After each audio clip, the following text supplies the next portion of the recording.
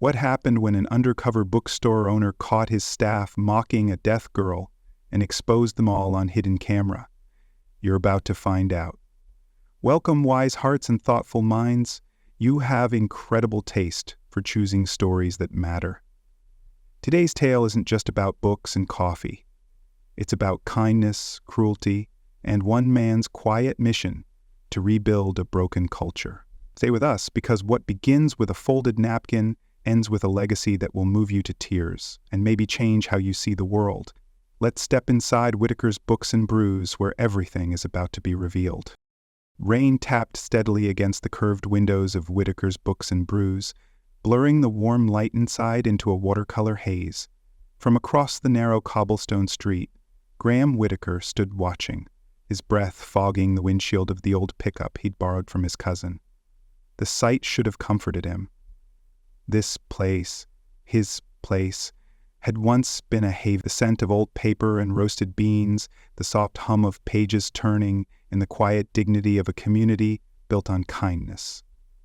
But today the storefront felt distant, almost foreign.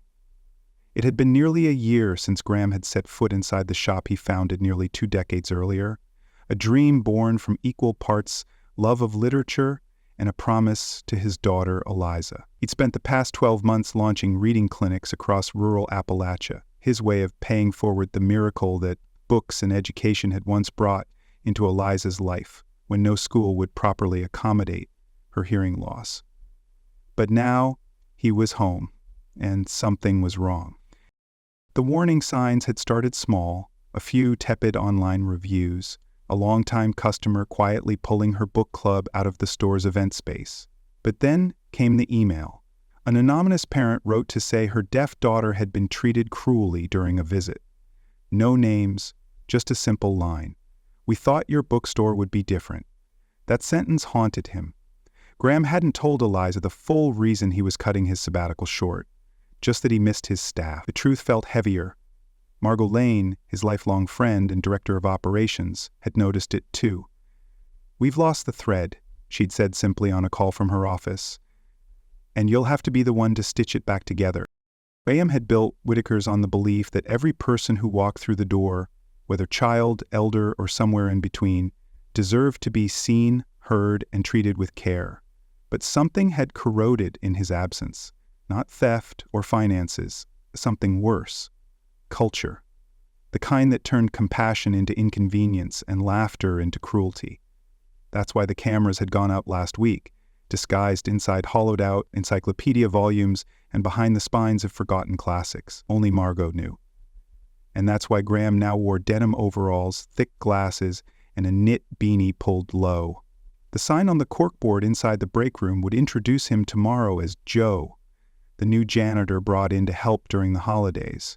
But tonight, Graham just stared at the bookstore in silence, rainwater gathering beneath his collar.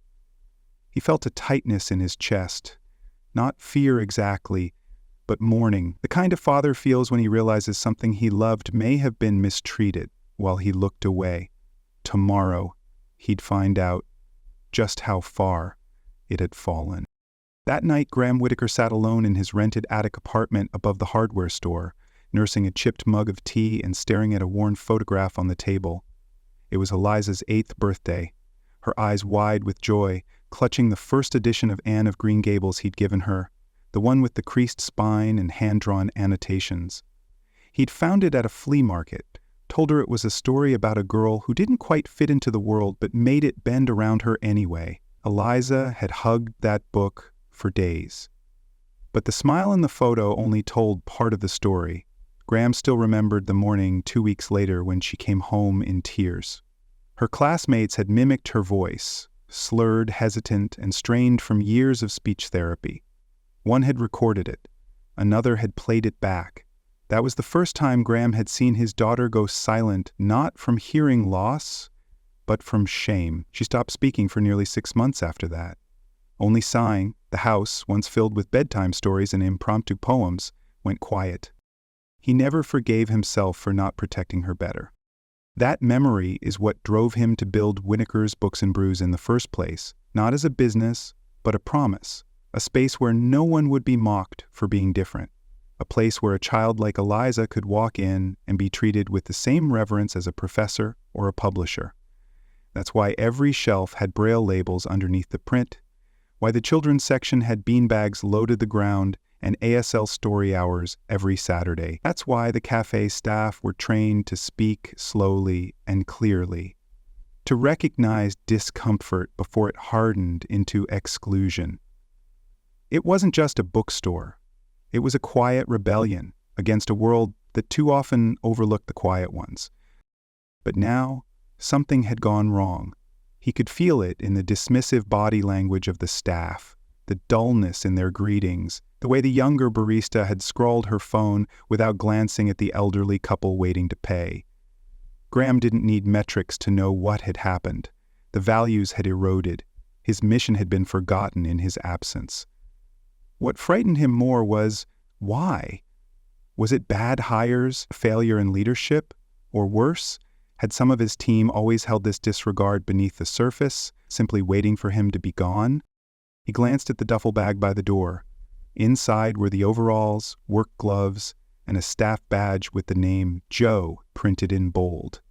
Tomorrow, Joe would sweep the floors, take out the trash, and watch carefully from the shadows. But tonight, Graham sat still, one hand on Eliza's photo, the other gripping the bookstore's original mission statement. Every story matters, especially the ones still being written. The next morning, Joe, the janitor, entered Whitaker's Books and Brews through the staff door just after sunrise, his steps slow and deliberate. No one gave him more than a passing glance.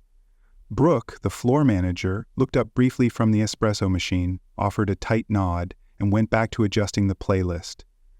An upbeat pop track that felt jarringly out of place in a space once known for cello instrumentals and soft jazz. Graham now knew moved through the building with practiced ease, each creaky floorboard and bookshelf like an old friend. But something about the energy was different. The air didn't hum with anticipation or warmth. It felt transactional, indifferent. Near the front, a family with 2 young children stood waiting by the counter. The kids clutched a picture book and a chocolate scone, giggling softly. The mother, patient but clearly tired, gave Mia a warm smile. Mia didn't return it. She barely looked up from her phone, tapping out a message before sliding the drinks forward with a flat, "Here you go?"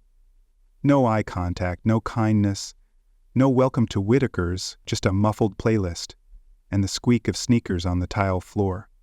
Graham watched from the corner near the mop sink, his stomach turning. This wasn't the place he'd built. This wasn't home. Later that morning, he witnessed Chloe, barely out of college and hired as a social media intern, scoff as an elderly man asked for help finding a copy of The Old Man and the Sea. "Try Google, Grandpa," she muttered under her breath to Logan, who chuckled. They laughed, but Graham didn't. That man had been coming to Whitaker's every Tuesday for a decade. His wife had passed 3 years ago, and this bookstore had become his only outing. Graham had once sat with him over coffee, talking about fishing trips and grief. But the staff didn't ask. They didn't know. And worse, they didn't seem to care. Books were still on the shelves, coffee still steamed in ceramic mugs. But the soul had gone missing. The unspoken code of care, the emotional weight that made Whitaker's more than a store, had been quietly filed away during his absence, replaced by sarcasm, speed, and surface-level service. Joe the janitor moved from task to task that day, adjusting shelf tags, replacing light bulbs, and scribbling mental notes on everything the store had become. But inside, Graham Whitaker, the father, the teacher, the man who built this place on principles, grew colder with each passing hour. If this was what his bookstore had become, it wasn't just a failure of leadership. It was a betrayal. And the reckoning, he knew, was only just beginning. It was just past 3 when the bell above the front door jingled faintly, half drowned beneath the drone of the playlist and the hiss of the espresso machine. A gust of rain swept in behind a small figure, soaked through, silent and standing alone. She couldn't have been more than 12. Her dark hair clung to her cheeks in wet strands, and her purple jacket, 3 sizes too big, sagged with water. She walked with quiet determination toward the front counter, her sneakers squeaking on the floor.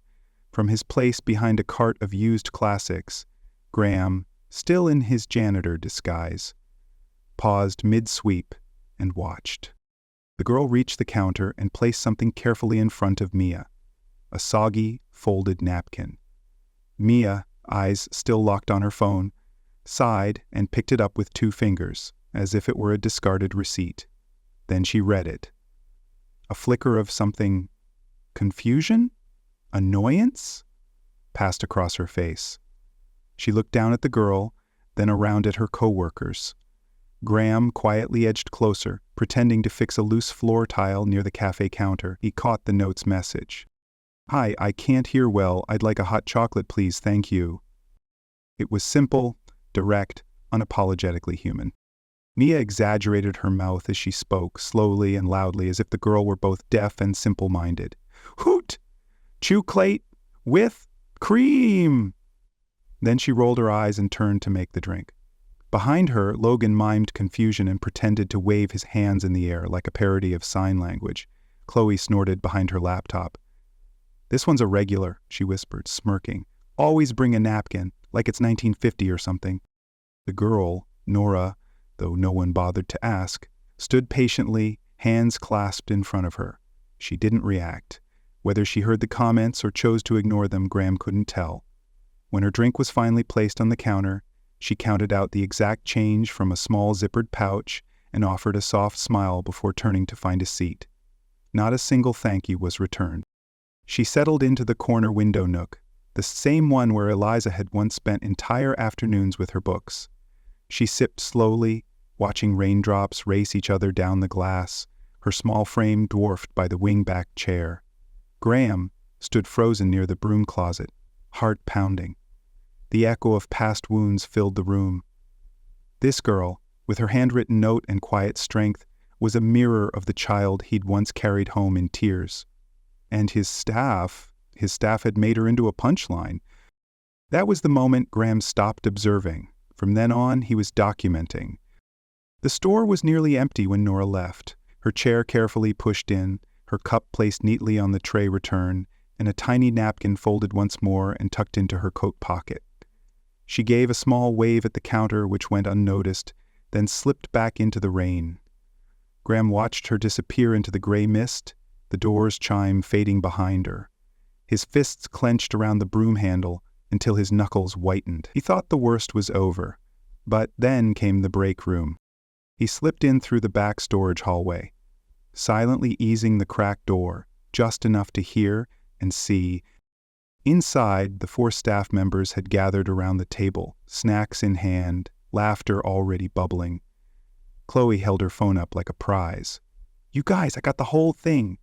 The napkin, the weird stare, Logan doing his thing. It's comedy gold." Brooke chuckled, not even pretending to reprimand anyone. "Just don't tag the store this time." Logan stood, hunching his shoulders and contorting his mouth. In between elevated moods, "I'd like a hot chocolate," he drawled in a garbled voice, waving his hands in nonsense gestures. "With cream, please." Mia burst into giggles. Chloe was crying with laughter. No, do the voice again, but add the slow blink," she said, already opening her camera app. "This is going in the group chat. Barista Underground needs this." Brooke nodded absently while scrolling her phone, only offering, "Make sure the logo isn't in the background." Graham stood in the hallway, his body frozen, his throat dry. It was worse than mockery. It was dehumanization. And it was routine. Not a slip-up, not immaturity, a culture, a performance. And the worst part, it wasn't happening in secret. It was shared, recorded, laughed at, not just by employees, but by supposed leaders. He reached into his pocket and thumbed the soft edges of the napkin he'd retrieved from the trash bin just minutes earlier. "Thank you," it said. Even in her vulnerability, Nora had offered kindness, and this was how it was repaid. He sent a silent text to Margot. "Need full footage saved. Tomorrow morning, early. Get the projector. And for a long time, he just stood there in the dark, listening, not moving, not interrupting. He didn't want apologies or excuses, not yet. He wanted them to believe they were safe, that no one had seen, because what came next needed to be indisputable. His voice, when it returned, would be calm, unwavering, and impossible to dismiss. That night, back in his apartment, he watched the footage again. Nora standing still, Logan's cruel impression, Chloe's phone tilted for a better angle, and above it all, laughter. That laughter haunted him, but it also clarified one thing. They weren't just mocking a girl. They were mocking his values, his mission, his daughter's legacy. And tomorrow, that ends. By 6:30 IME the next morning, the lights were already on at Whitaker's Books and Brews. The smell of freshly brewed coffee mixed with the soft scent of lemon oil. Margot had insisted on having the place spotless. The poetry corner had been rearranged overnight. Instead of reading chairs and quiet customers, it now held a semicircle of folding chairs facing a vintage pull-down projector screen. On each seat, a small envelope rested empty, formal, sealed, and addressed to individual staff members. Logan arrived first, yawning as he adjusted his beanie. Mia followed, confused by the setup. Brooke appeared last, carrying a tablet and an attitude, muttering, "No one told me about a corporate walkthrough." Chloe strolled in 5 minutes late, still chewing gum, her phone already out and recording the room. Margot greeted them crisply, "Please take your seats. We're waiting on one more." That's when the front door opened and Graham walked in, not as Joe the janitor, but as himself. Gone were the overalls and the slouch. He wore a tailored charcoal suit, his salt and pepper hair combed neatly, the glint of his late wife's wedding band still on his pinky. He paused just long enough for recognition to ripple across the room. Mia blinked. Logan's mouth opened, then closed. Brooke paled. Chloe glanced from her phone to him and back again, confused. "Good morning," he said, his voice calm but unmistakably commanding. "I'm Graham Whitaker, owner of this bookstore, and for the past 2 days I've been working here under the name Joe." He let the silence settle. "You didn't recognize me, but I recognized everything you've become."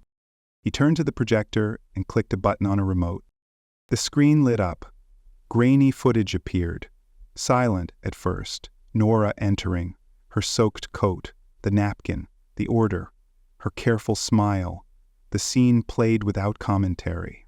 Then it shifted to the break room, the staff laughing, Logan mimicking her voice, Chloe recording, Brooke watching, doing nothing. This time the audio was clear. Laughter, imitation, cruelty.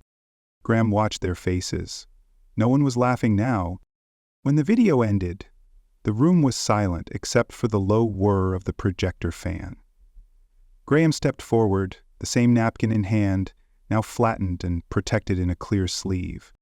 "This," he said softly, "is not just a drink order.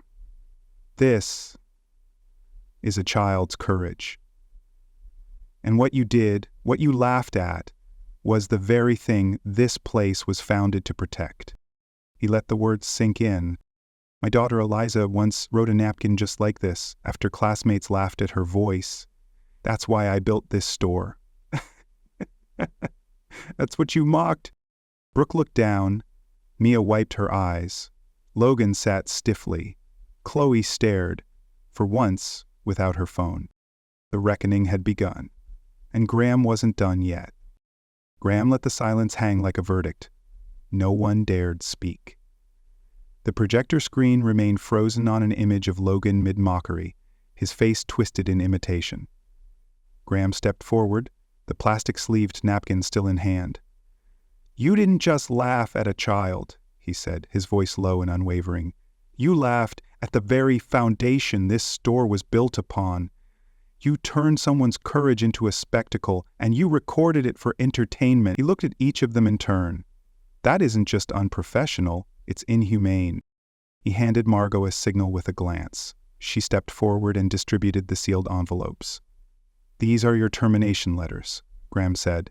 "Chloe, Logan, Brooke, your employment ends today, effective immediately. You'll be paid out through the week, but you are no longer welcome in this store, or in any of the 5 others under the Whitaker name." Brooke finally spoke, her voice cracking. "I didn't mock her. I didn't do anything." "That's exactly the problem," Graham said, without missing a beat. "You had authority, and you did nothing to stop what you knew was wrong. Leadership is responsibility, not just a title." Chloe scoffed. "It was just a joke. It's not like we said it to her face." Graham's expression hardened. "Kindness isn't about who hears you. It's about who you choose to be when no one's watching." He turned to Mia, who sat trembling, tears on her cheeks. "Mia, you're suspended without pay for 2 weeks. During that time, you'll be volunteering in the Keller School for the Deaf. I've arranged it already. You'll be cleaning classrooms, assisting with lunches, and helping staff prepare materials for students like Nora. If they feel you've learned something, we'll talk about your return." Mia nodded quickly, too ashamed to speak. Chloe muttered under her breath, but Margot was already escorting her toward the back door. Graham took a deep breath, grounding himself. This place was never meant to be just a business. It was a promise to my daughter, to this community, to every person who ever felt unseen. And today, that promise gets renewed. He turned to the wall where an empty frame now hung. "This napkin will be displayed here, along with a new motto: listen with more than your ears." It's not just a phrase, it's a reminder. As the staff gathered their things and exited, Graham watched them go, not with vengeance, but with conviction. The cleanup had begun, but now it was time to rebuild something better. 6 weeks later, Whitaker's Books and Brews didn't just feel different, it was different. The walls hadn't changed, nor had the deep oak shelves, or the sunlight that streamed through the front windows in golden sheets every morning, but something deeper had shifted. The tone, the purpose, the soul. Where apathy once festered, intention now lived. Where cruelty had taken root, compassion was blooming again. Graham stood near the front door, his usual corner, sipping a mild roast from his favorite ceramic mug as he watched the morning rush unfold, not with suspicion but with quiet pride. The new staff moved with warmth and confidence. Shay Montgomery, a former library director with a passion for inclusive spaces, now managed the store. Her laugh was easy, her eyes always scanning the room for those who might need a hand or just a kind word.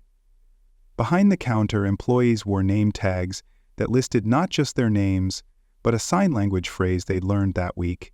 Above the register, a small, tastefully framed sign offered common ASL coffee orders: latte, iced tea, hot chocolate with cream. Customers paused to study it, some even trying it out, with delighted awkwardness.